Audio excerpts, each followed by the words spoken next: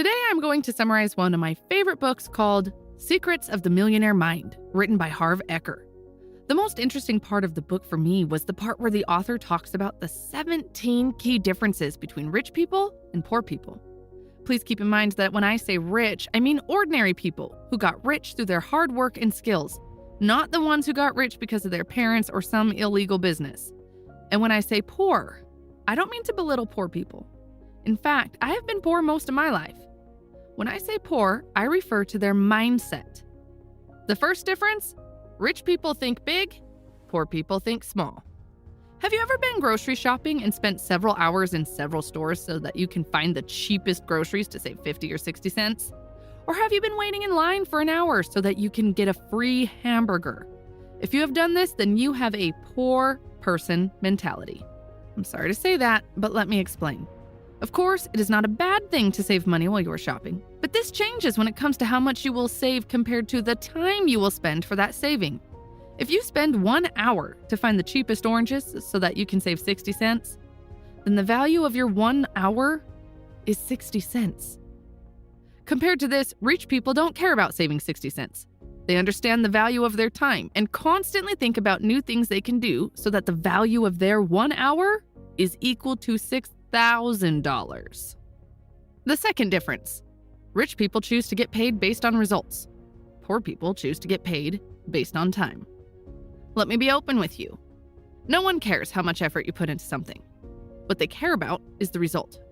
Your customer does not care that you have put hundreds of hours into developing a product. Do you think they will buy your low-quality product just because you have put a lot of effort into it? Of course not. What they care about is the result. If it is good, they will buy it even if you have spent a few hours on it. For example, you don't care how much effort and time I have put into this video. If the video is good, you'll keep watching. If not, you'll just click on another video. The fact that I have spent over 100 hours on this video is irrelevant. The fact that I made a mistake and because of that had to spend extra time is irrelevant. You really don't care about any of that. You would never say, "Let me watch this low-quality video because 100 hours work has gone into making it." It is about the result, not the effort or time spent. The author says if you want to know your true value, then work for the result, not the salary. Rich people believe in their value and in their ability to deliver results. Poor people don't, and that is why a steady salary is very important to them. Third difference. Rich people think both. Poor people think either or. Poor people feel that there's not enough and you can't have everything. Rich people think there is plenty for everybody and you can have everything you truly want. Poor people believe in scarcity. Rich people believe in abundance. Do you want a successful career or a close relationship with your family? How about both? Do you want to focus on business or have fun and play? How about both? Do you want a blonde girlfriend or brunette? How about both? The last was a joke, but you got the point. Rich people always want both. Poor people always choose one. Poor people see the world as cake and believe that everybody will take a slice and the cake will be over soon. On the other hand, rich people see the world as an open buffet. Once something finishes, the waitress will add more and you can eat as much as you want. Poor people believe that they have to choose between money and other aspects of life. Do you have to choose between money and happiness? No, of course not. Money is important and happiness is important as well. You can have both. Many people have negative feelings about being rich. They think that becoming rich makes you evil. That is why they think they have to choose between being rich and being a kind person. So they choose to be kind and stay broke. You've probably heard someone saying, "That person really changed after he became rich," or "Money changed this person a lot." I believe that money does not change you. Money makes you more of what you already are. If you are a kind person, money makes you a rich kind person. If you like helping other people, money gives you the option to help even more people. On the other hand, if you are a jerk, money makes you a rich jerk. If you do evil things after you get rich, it means you are already evil. Having money just makes it obvious. Fourth difference. Rich people focus on opportunities. Poor people focus on obstacles. This is my favorite. Whenever I come up with some new idea, I share it with people to get some feedback. It's very rare to see someone who would acknowledge the problems regarding the idea, but at the same time focus on the opportunities it can bring. Almost all the time, I hear tons of people telling me how my idea will fail. And that is how poor people think.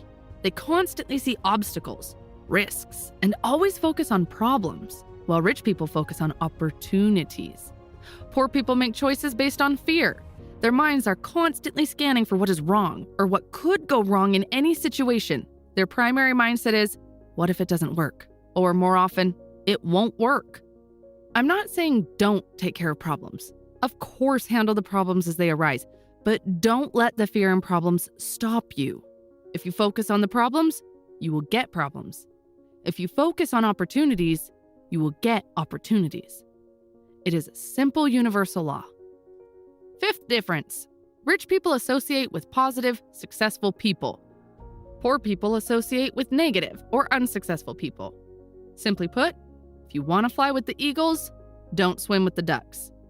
If your goal is to be rich, then study rich people.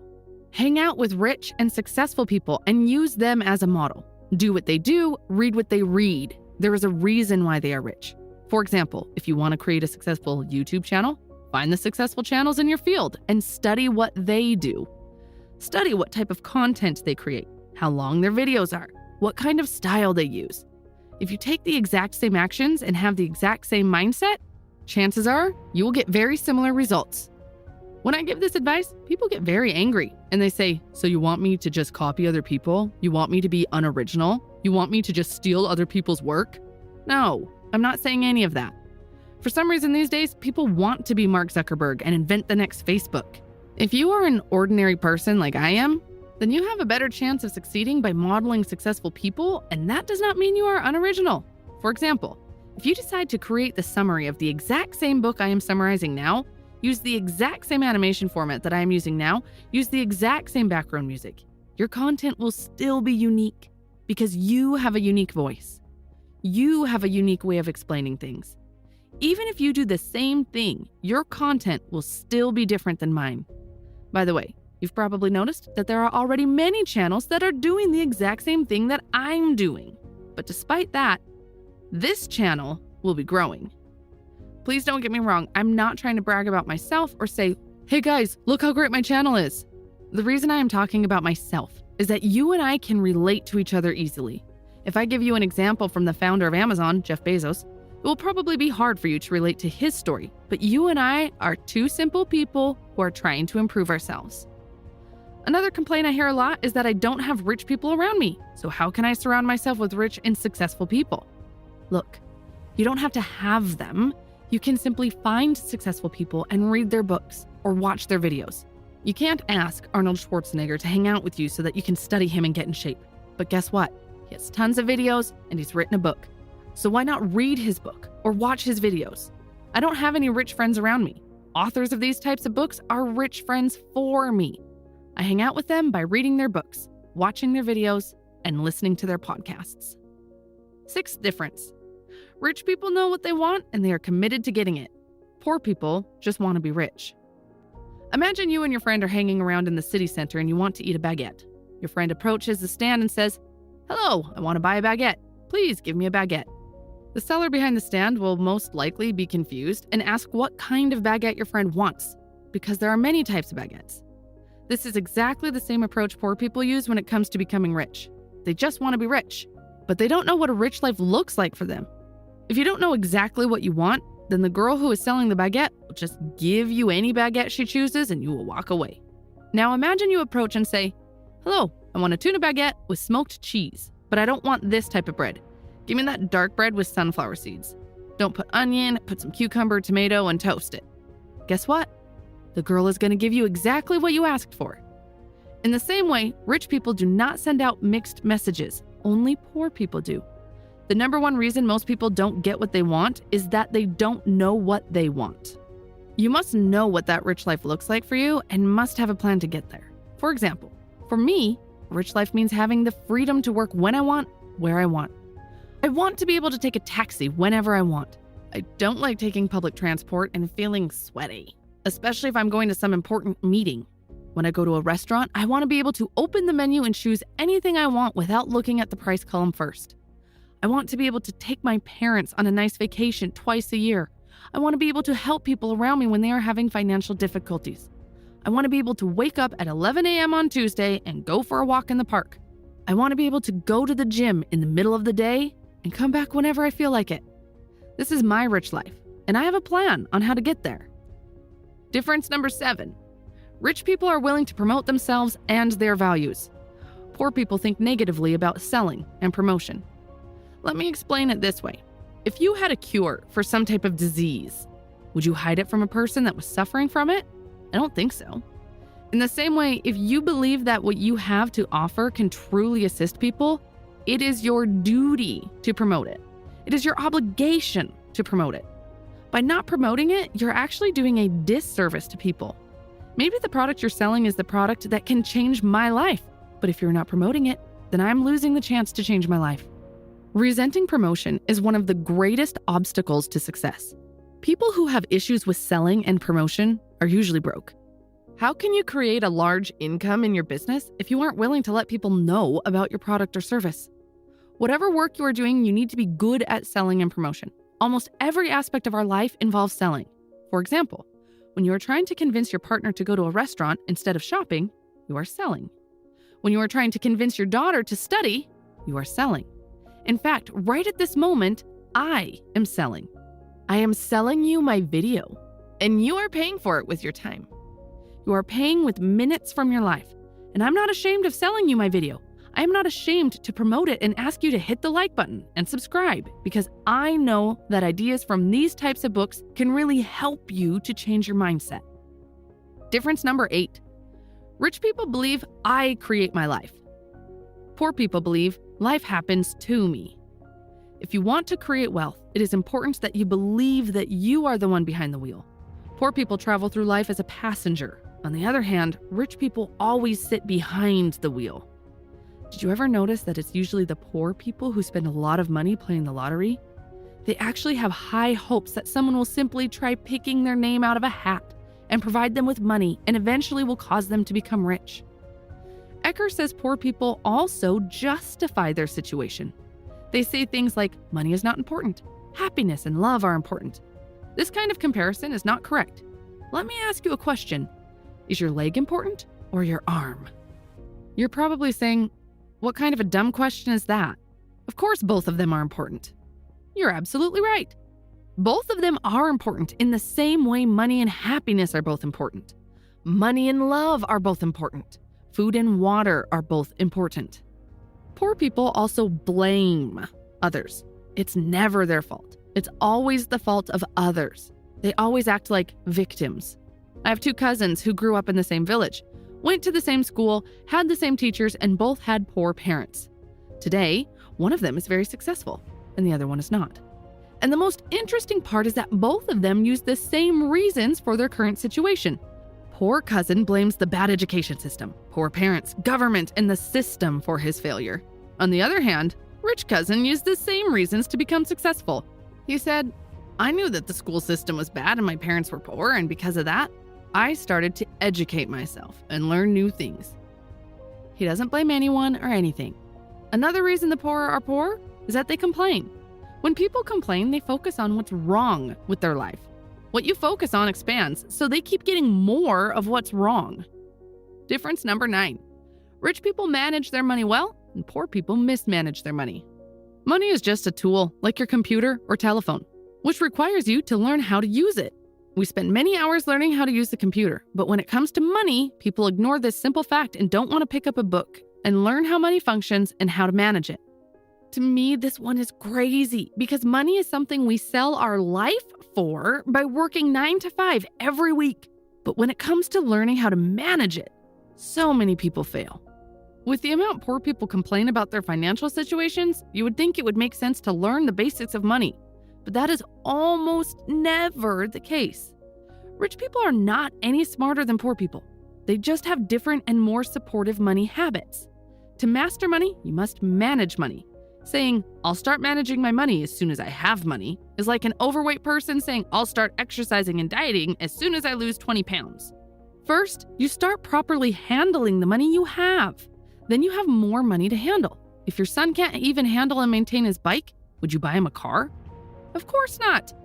The same logic applies to the universe and you. The universe says, Until you show you can handle what you've got, you won't get any more. The author says even if you borrow money to live, you still need to learn how to manage that money.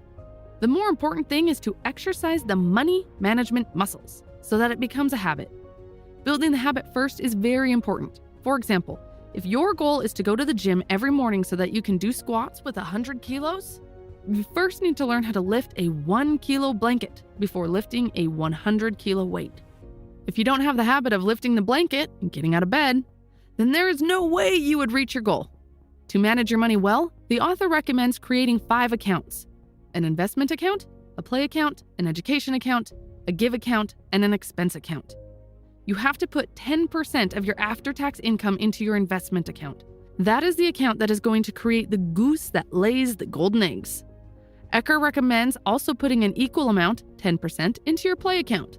Money in the play account must be spent at the end of the month on fun activities. You should spend this money in a way that helps you feel rich and happy. If you always keep saving, eventually the part of you that seeks fun will sabotage your other accounts. Difference number 10. Rich people are bigger than their problems. Poor people are smaller than their problems. The secret to success is not to try to avoid or get rid of your problems. The secret is to grow yourself so that you are bigger than any problem. It doesn't matter if you're rich or poor, you're going to face problems. The size of the problem is never the issue. What matters is the size of you. The bigger the problems you can handle, the bigger the business you can handle. The bigger the responsibility you can handle. The more employees you can handle, the more money you can handle. The things we call problems are actually only situations. We make them a problem.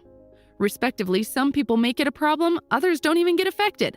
How can it be that the exact same situation is a problem for one, but not for another? It depends on the person. It depends on you. You might get fired and depressed all day and complain, or you can use your free time to create your own business. Difference number 11. Rich people are excellent receivers. Poor people are poor receivers. A poor receiver is a person that cannot receive well. And what do we receive? We receive praise, compliments, money, gifts, and many other things. Many of us have trouble receiving such things. The author says that we are conditioned that way. We grew up and heard things like, "That's wrong. You're not making it right. What did you do?" These sentences all strengthen the feeling of not being good enough, and not feeling good enough is one reason that we are poor receivers. From now on, take everything someone offers you. If someone tells you that you're looking good, then say thank you, instead of, "What? No, I look horrible today." It's as simple as that. Just say thank you and receive your compliment. Eker says, "It's funny. When I was broke and I saw a penny on the ground, I would never bend so low to pick up a penny. Now that I'm rich, however, I pick up anything that even looks like money. Then I give it a kiss for good luck and declare out loud, I am a money magnet. Thank you, thank you, thank you." Difference number 12. Rich people play the money game to win. Poor people play the money game to not lose. In sports, teams that strictly play defense and have no offense have a hard time winning. Unfortunately, most people play the money game on defense, where their primary concern is survival instead of wealth and abundance. Poor people want to have enough money to pay bills. The intention is a very important thing, and when your intention is to have enough money to only pay the bills, guess what? That's exactly how much you'll get. Nothing more. You have to aim high. You must shoot at the stars so that you can at least hit the moon. The author says if your goal is to be comfortable, chances are you'll never get rich. But if your goal is to be rich, you'll end up very comfortable. Difference number 13. Rich people have their money work hard for them. Poor people work hard for their money. Eker says, "I agree that you do have to work for your money, but for rich people, this situation is only momentary. For poor people, it's unending. Rich people believe that for your money to work hard and take your place, you have to work hard first. They also know that the more your money works, the less amount of work you will have to do. The first objective should be to become financially free as soon as possible." Eker defines financial freedom in a simple way. Financial freedom is the ability to live the lifestyle you desire without having to work or rely on anyone else for money. And how is that possible? You need passive income. In short, you become financially free when your passive income exceeds your expenses. Many people can't differentiate between being rich and being financially free. They think that first, you need to be rich to be financially free, but that's not true. Financial freedom comes first because it's easier and faster to do. Let me ask you a question. Is it easier to climb a ladder that has only 10 steps or a ladder that has 1,000 steps? Of course, the 10-step ladder is easier, right? By using this analogy, we can say that becoming financially free is like climbing the 10-step ladder, and becoming rich is like climbing the 1,000-step ladder. First, try the easier goal and be financially free. Once you have the passive income coming and you don't have to work for anyone, then you can use this free time to become rich. Eker says in his seminar, one of the students realized that if she simply rented her flat and moved to a cheaper place, her passive income from the rent would be enough to cover all her expenses. Plus, she could even save some money. And that's exactly what she did. She rented her flat, moved to a cheaper and more exotic place, and became financially free. Only then she started building her business and becoming rich. So first, focus on the 10-step ladder and creating enough passive income so that you don't have to work for someone. Once that's done, then you can think about the rest. There are two primary sources of passive income. The first is money working for you. This includes investment earnings from financial instruments such as stocks, bonds, or other assets that appreciate in value. The second major source of passive income is business working for you. This entails generating ongoing income from businesses where you do not need to be personally involved for that business to operate and bring you income. The simplest example of this can be real estate. Difference number 14. Rich people focus on their net worth, poor people focus on their working income. When it comes to money, the common question that people ask is, how much do you make? The question, what is your net worth, is rarely heard. A small number of people talk this way. Wealth is measured by net worth and not by working income. It has always been like that and always will be. To find out your net worth, all you have to do is add up the value of everything you own, along with your cash and investments like stocks, bonds, real estate, the present value of your business if you have one, as well as the value of your residence if it is your own, and then subtract everything you owe. Net worth is considered the ultimate measure of wealth because, if required, what you own can be turned into cash. After you calculate your net worth, draw a vertical line on a page. Put 0 to the bottom of the line, and to the top of the line, write your desired net worth. Let's say $1 million. Once you have done it, put your current net worth on this line and see how far you are from your desired amount. From time to time, let's say every month or every quarter, check this line and update it accordingly. Even if right now you are at 0 or in the minus, I would still recommend doing this exercise because what gets tracked gets improved. Difference number 15. Rich people act despite fear. Poor people let fear stop them. In the book, Eker talks about the manifestation formula. According to this formula, thoughts produce feelings, feelings then lead to actions, and actions lead to results. For example, you think about a donut, then it creates a feeling of craving for the donut, and then you stand up and go to the shop to buy a donut. If this process constantly repeats, you gain weight. Thoughts and feelings are part of your inner world. Becoming overweight is part of your outer world. Action is the bridge between the inner world and the outer world. If there is no action, then your thoughts and feelings about being rich are useless. Many people read these types of books to be rich, but most of them don't take action and apply what they learned. It's not about how many books you read. It's about how many books you apply in real life.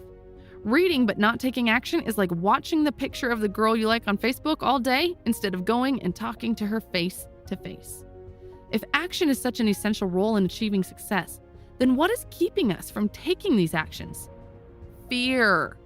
Fear, doubt, and worry are the most common barriers, not only to success, but also to happiness. One of the biggest differences between rich and poor people is that the rich are still willing to act even if they feel fear, even if they are uncomfortable. Poor people, on the other hand, allow fear to stop them. They don't want to feel uncomfortable. If you are only willing to do what is comfortable, life will be uncomfortable. But if you are willing to do what's uncomfortable, life will be pretty comfortable. Fear and discomfort should not stop you. Fear is a product of the mind. Your mind is a fear detector, not a success detector. The moment you start doing something uncomfortable, your mind will show you tens of horrible cases to stop you. Our mind is the greatest horror script writer. Training and managing your own mind is the most important skill you could ever own. If you want to learn how to control your mind, I would recommend starting to meditate and reading a book called The Power of Now, which I have also summarized on this channel. There is also a video about managing your fears, which I covered when I was summarizing the book called The Magic of Thinking Big by David Schwartz. I will put links into the description for both videos. Difference number 16. Rich people constantly learn and grow. Poor people think they already know. Eker says that the 3 most dangerous words are, I know that. The question is, how do you know that you know something? Here's the answer. If you live it, you know it. Otherwise, you heard about it, you read about it, or you talk about it, but you don't know it. Frankly, if you are not rich and happy, there's a good chance that there's still a lot of things you can learn about money, success, and life. Consider this. If you're not as successful as you'd like to be, there's something you don't know.